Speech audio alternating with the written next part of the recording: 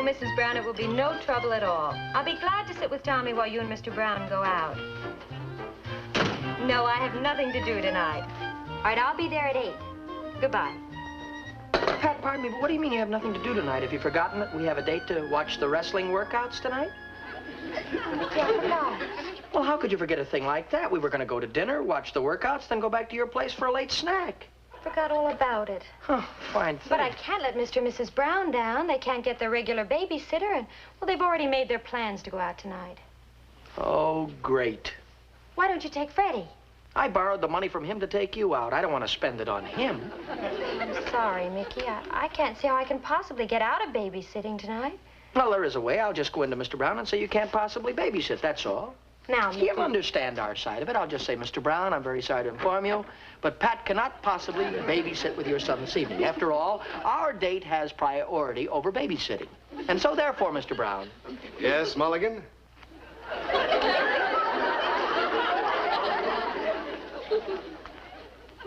You were saying, Mulligan. Pat'll be only too happy to babysit for you this evening, Mr. Brown, sir.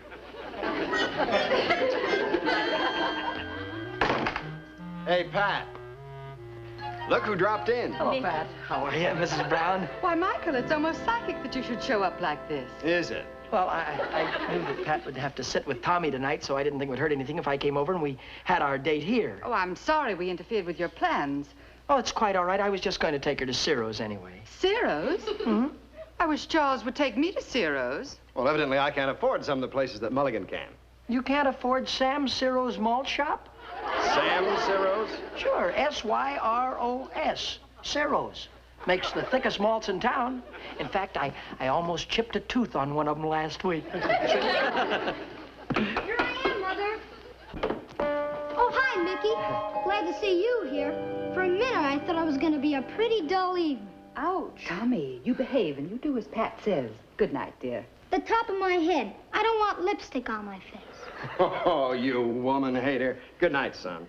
Come on, Alice, let's get this over with. Oh, Charles, stop grumbling. Strange, the way he never wants to go out, but when we get there, he never wants to come home. Good night. Good night. Good night, Mrs. Brown. Good night, Mr. Brown. We'll be home early. Fine. Have a nice time now. S-Y-R-O-S. Well, there goes your raise. Well, what do you feel like doing, Tommy? First, I'd like to see what's inside that box. Oh, now, you just never mind about the box, Tommy. After all, I brought this for Pat. Oh, Mickey, how sweet. I bet I know what's inside. I'll bet you don't. My favorite chocolates. No. My favorite mint. No. My favorite toffee. No. Guess again. Stop guessing and just see for yourself. Well, I don't care what kind of candy it is, as long as it isn't jumbo caramels. Jumbo caramels. Well, what are we waiting for? Let's try one. Yeah, go ahead. Well, Pat, have a piece. You'll find they're delicious. Mmm.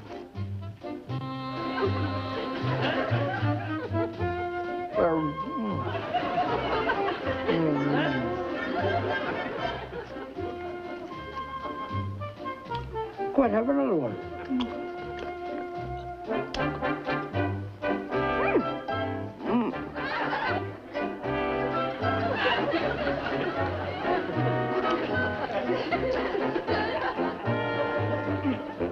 Tommy, are you all right?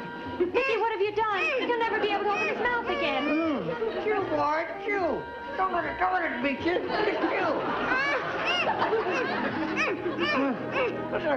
Are you all right? Speak to me, Tommy. Speak to me. Listen. We can't let his folks find him in this condition. Well, I'll get his mouth open. Maybe you got some cleaning fluid. Oh, Mickey. Or maybe some hot water. Oh, I'll go in the kitchen and see if I can find something. I'm getting starting to wait a minute. Just sit there, Tommy. Don't cry. If you don't cry, I'll give you a piece of candy. No, I mean, I won't give you a piece of candy. Boy, listen, I'll find something with it. Oh, here, wait a minute now. Wait a minute, boy. Here, no, just take it easy. Wait a minute now. Open the mouth. Mickey, I couldn't find anything. Mickey!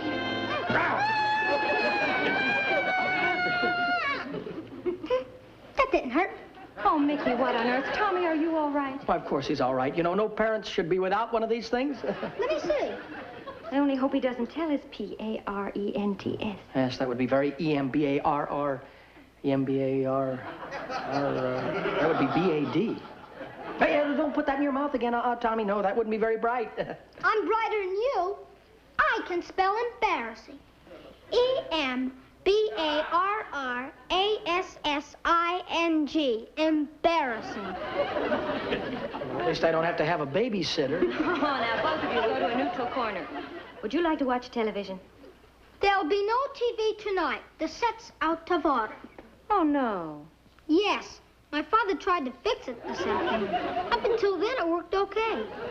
Gosh, no television. What are we going to do? Well, there are plenty of other things to do besides looking at television. I know what they did before TV. They read books. That's what I'm going to do right now. I'm going to read you a book. What kind of books do you like? I like the encyclopedia. What? Yeah, when I put it on the chair, it brings me up even with the TV screen. Oh, we've got a nice set of Robert Louis Stevenson. What? Daddy likes to impress people. Sorry. Mickey, try the shelf above. Those are children's books. Yes, let's see what this is. Oh, Mother Goose for the Modern Child. Oh, that's a book my mother bought for me 3 years ago. I didn't go for it too much. I don't understand that. You know, when I was a child, Pat, Mother Goose was my favorite book. Oh, look, Mickey. There's Little Miss Muffet. Remember that? Of course, of course. Little Miss Muffet sat on her tuffet, eating oatmeal and cream. When... Oatmeal and cream? Wasn't it supposed to be eating her curds and whey? I think so. You mean they changed the plot? Well, somebody must have. Mother Goose for the Modern Child by Miss Olivia Purdy. Surprise. Good evening. Back so soon? Yeah. Their television set was broken. We couldn't think of anything to do, so we came home. You and Mickey might as well run along now, Pat. First, I'd like to ask a question. Whatever happened to Curds and Whey? Oh, you're reading Mother Goose for the Modern Child. It's a wonderful book. What's wrong with this television set? It's out of order, Daddy. What do you mean out of order? I fixed it today. Yeah, but good. Hasn't the book been changed a bit? It certainly has been changed. Miss Purdy has rewritten the old bloodthirsty fairy tales and removed all the objectionable elements. It's about time someone did something about the fairy tales. Now, in the case of Little Miss Muffet, who was sitting on her tuffet eating oatmeal and cream, whatever happened to Curds and Whey? Oh, Miss Purdy feels, and I agree with her, the curds and whey contain no vitamins and are full of starch. No. We want to develop good eating habits in the child. Now, let me read the rest of it. Mm-hmm. Along came a butterfly and sat down beside her. A what? Butterfly. Along came a spider and sat down beside her and frightened Miss Muffet away. Period. Gee, that reminds me. Tomorrow I gotta go catch a few to feed to my pet snake. You know what I think? I think this is a lot of nonsense.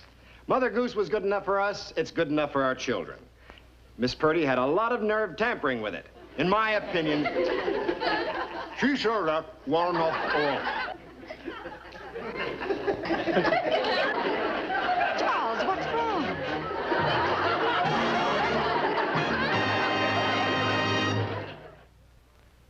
Well, what do you know? My favorite inlay. They were on sale. Hey, Mick. Oh, Mr. and Mrs. Brown.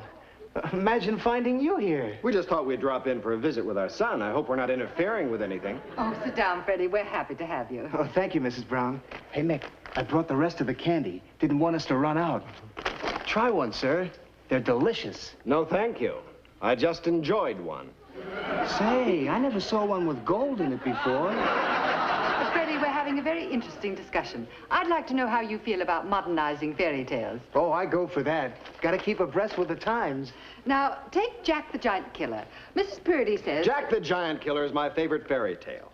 Anyone who touches a word of that will have to answer to me. Now, Charles, don't be stubborn. I agree with Mrs. Brown. Take Mother Goose's version of Jack the Giant Killer. It's all one-sided. Traitor. Let's face it, Mr. Brown. Everybody's heard Jack's side of the story. Don't you think we should hear the giant side? What do you mean, Mickey? Well, children all over the world have heard about Jack the Giant Killer.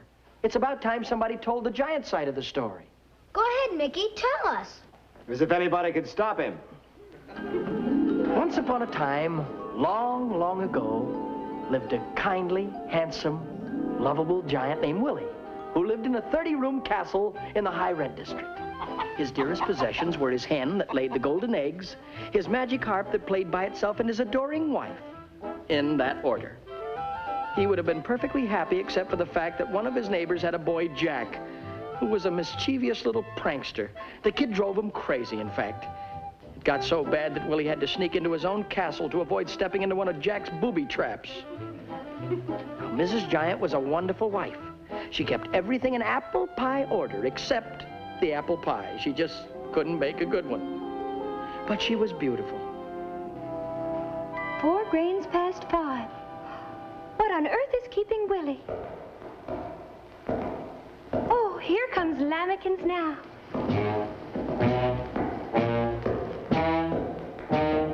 Sweetheart, I'm home. Lamekins! What kept you? Kiss me. Wait a minute. Fee, fi, fo, fum. I smell the blood of an Englishman. Oh, Willie, that's just the sauerkraut I'm cooking for dinner. Sauerkraut? Wait a minute, that doesn't rhyme with fee-fi-fo-fum. You must be tired, dear. Get down and relax. Yes, I will relax. Down, Pevnisher. But how can I try and relax with that boy Jack in the neighborhood? I don't know what he's going to do to me next. Call for me at 9 in the morning, will you, please? Yes. Thank you. Oh, gosh, it's good to be home. One thing you can be thankful for. You don't have to be a giant here. In your own home, you can be as small as you want. Say, dear, have you seen Jack at all today? Well, no, I haven't, Willie. Neither have I. You know what? Maybe he's going to leave me alone after all. Maybe he's decided not to try and steal my harp or my hen that lays the golden eggs. Oh, wait a minute. What's this? What's what? Oh, no. Beware. Jack. Oh, that kid is after me again. Ever since we moved into this neighborhood, he's made my life a nightmare. Why, he might be hiding in this very room right now. Oh, now, Willie, calm down. You get jumpy like this every time you come home on the freeway. Let me get you a cool drink. I know that boy Jackie's after me. Gosh, I thought when I made a deal with him to give him 1 egg a week that he'd leave me alone, but now he not only wants the egg, he wants my hen and he wants my harp, too. Now, there's no possible way that Jack can get into this room. I wouldn't trust it. Fee, fi, fo, fum. It's the incinerator. Hmm? Oh, incinerator. Sorry.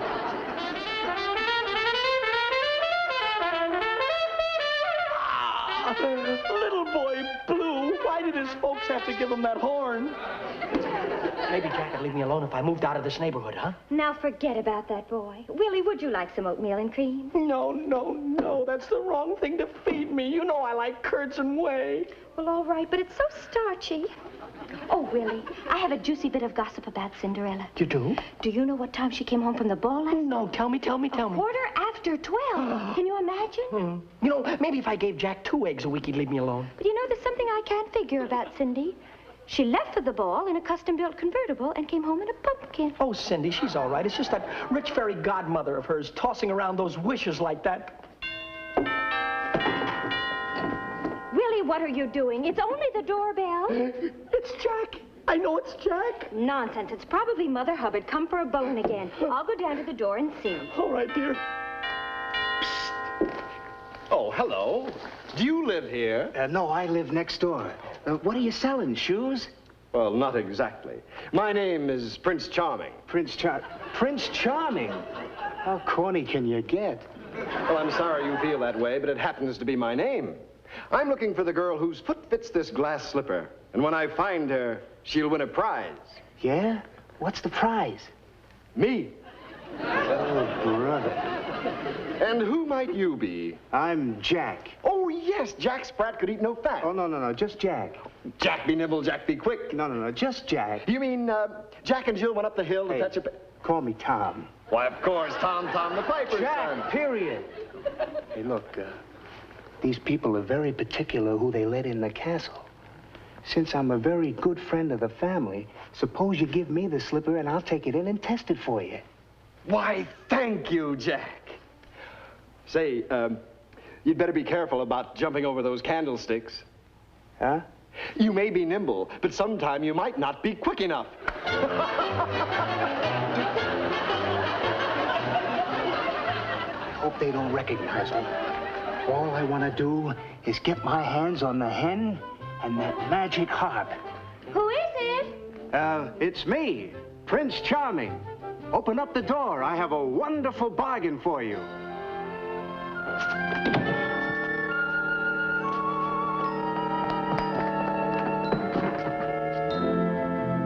It's such a lovely glass slipper. I wish you had it in my size.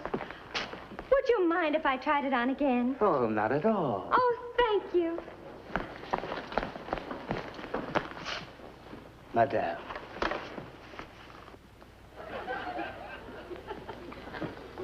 Who are you? Oh, Willie, this is Prince Charming. Good afternoon, Mr. Willie. I've seen this fella someplace before. If you were wearing glasses and didn't have that mustache, I'd swear that you... Steady now. Let's see if we can get this to fit. Fee, fi, fo, fum. I smell... Lilac hair tonic. Must be catching a cold. I haven't smelled the blood of an Englishman all day. There now. How does that feel? Well, it's a little snug, but I like the style. Well, we can order you a larger pair. Do you have it in navy? Oh, yes, we have it in Navy, Army, Air Corps, and Seabeam.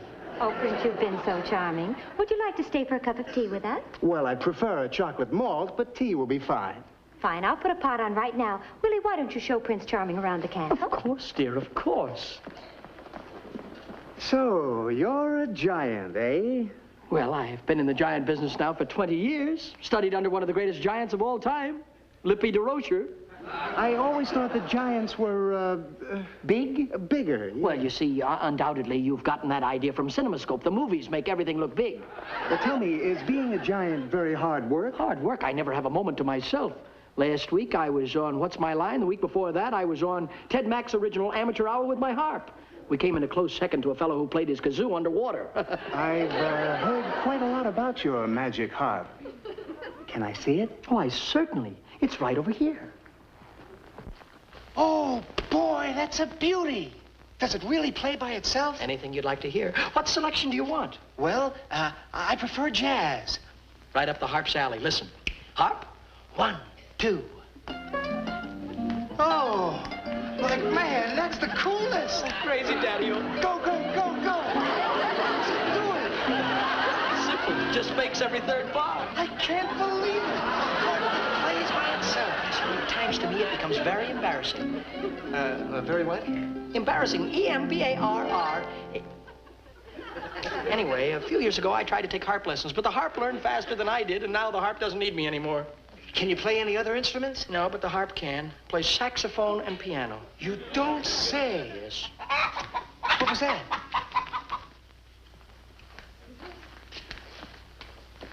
The hen that lays golden eggs. You're kidding. Kidding? I'll show you. Fort Knox, he thinks that you're kidding. Show him what you can do. 24-karat gold. Marron. Yeah, and that's not half what you can do. Fort Knox, show him what you can do when you put your heart into it.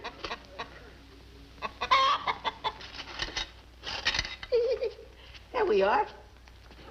Gold bracelet. And now, I'd like to show you a beautiful view of our city. This would be a beautiful neighborhood if only that little monster Jack didn't live here. There's so much room in the world. Why did he have to be right next door to me? It was Jack. Oh, I'll come back with my hand. So Jack stole the hen that laid the golden eggs. Those are the best kind. For all of you out there who have hens that lay golden eggs, you know what a terrible tragedy this was for Willie the Giant. You see, the hen was more than a pet. It was an annuity. Poor Willie was miserable. He couldn't eat or sleep or watch television for 2 days. And with no more golden eggs coming in, he couldn't pay his bills. So they shut off his lights, they shut off his gas, and they shut off his fiddlers 3. We used to be such a happy family. You, me, the harp, and the hen. Now the hen is gone, all because that Jackie tricked me. But he won't do it again, I promise. That's enough, harp. Take 5. Nobody will ever sneak into this castle again, or all the doors bolted. Yes, and the drawbridge is up. The only way Jack can possibly get into the castle is climb 200 feet of stone wall. I still don't feel safe. What was that? Well, it sounds like Little Bo Peep is in town. Little Bo Peep? She has her nerve, herding her sheep across our lawn. Bo Peep, get your sheep off of our lawn, please. There's Jack. What is he doing down there? Well, he's not doing any harm. He seems to be planting something. Oh, I guess he feels bad about stealing our hen and he's landscaping our yard. I guess he can't cause any trouble down there. Come on, dear.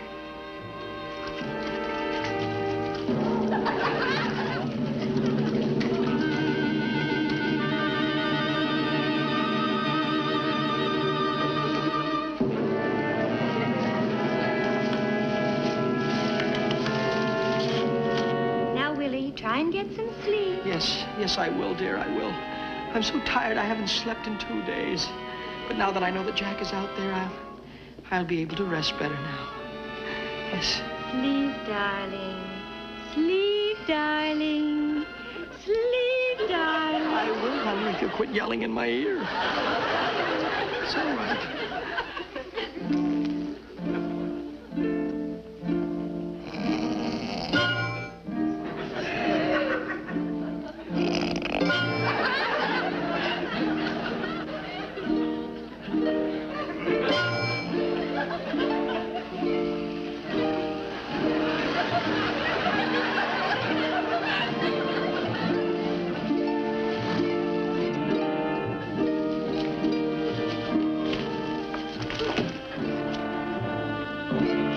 Vine came Jack.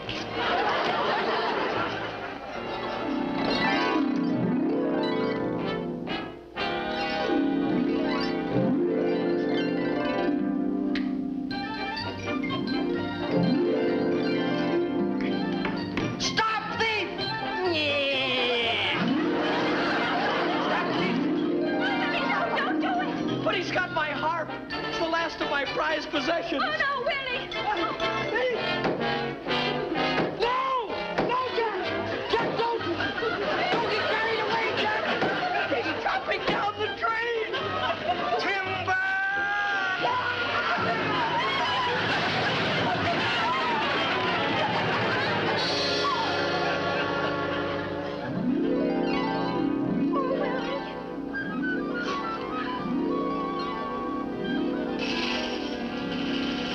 I got my harp back. Willie! Willie Giant was happy because he got his harp back.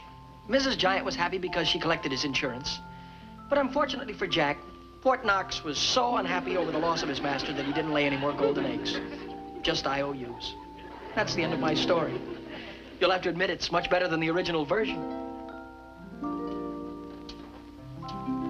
Hey, why is everybody asleep?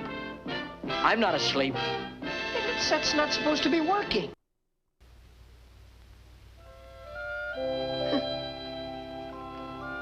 Mr. Brown, wake up, please. Mrs. Brown, Pat Freddy. Mulligan, will you keep it a little quiet? People are trying to sleep. But you don't realize what you've done. Send me a memo in the morning. But you've missed the most interesting part of the story. Oh, it couldn't have been half as exciting as the dream I was having before I was so rudely interrupted. Well, if you'll tell me where you all went to sleep, I'll pick it up from that point and start the story over again. Mickey, you should have seen the dream I just had. It was about the giant, but he was a good giant. And Jack was a bad boy who stole a magic harp and a hen. But that was the story I was telling you about. Oh, no, Mickey. This is what I dreamed. This wasn't a big giant, but a small giant. And he looked just like you. You didn't dream it. I told you about it. And Prince Charming looked just like Daddy. And your wife looked like Pat. And the bad boy Jack looked just like Freddie.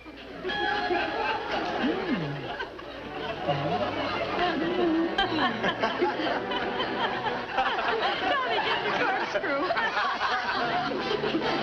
Mickey Rooney will be back in just a moment.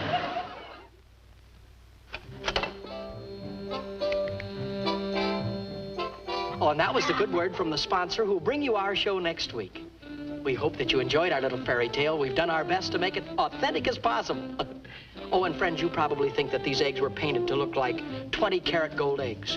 Well, I can prove to you that they are genuine. Live and learn, I say? Oh, I'm sorry. Good night, folks.